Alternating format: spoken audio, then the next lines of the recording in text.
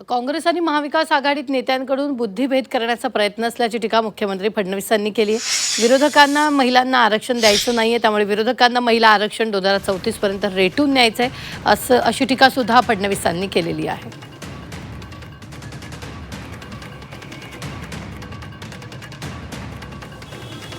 काँग्रेस आणि महाविकास आघाडी याचे जे नेते आहेत हे सातत्याने बुद्धिभेद करण्याचा प्रयत्न करतायत की 2023 सालीच महिला आरक्षण विधेयक मंजूर झाल्यामुळे आता पुन्हा विधेयकाची गरज नाही।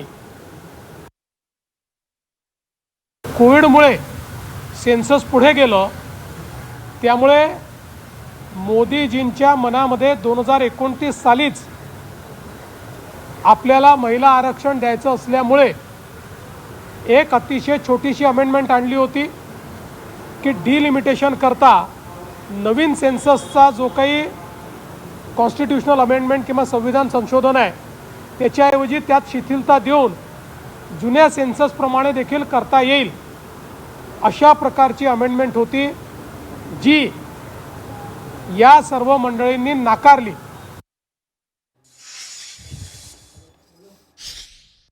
आता आपले राज्यामध्ये काही लोक या संदर्भात बोलतात, त्यावेळेस त्यांनी कुठली नशा केली होती मला माहिती नाही, त्यामुळे मी त्याच्यावर बोलणारही नाही। पण या सगळ्यांनी डिलिमिटेशनला मतदान केलेलं आहे, यांच्यामुळे संविधानामध्ये डिलिमिटेशन आलेलं आहे। आता तेच करण्याकरता जेव्हा कायदा येतो त्याला हे अमान्य करतात, कारण यांना माहिती आहे की नवीन सेन्सस नंतर जर ही सुरुवात झाली तर 2029ला ते लागू होऊ शकणार नाही, ते 2034 मध्ये जाईल।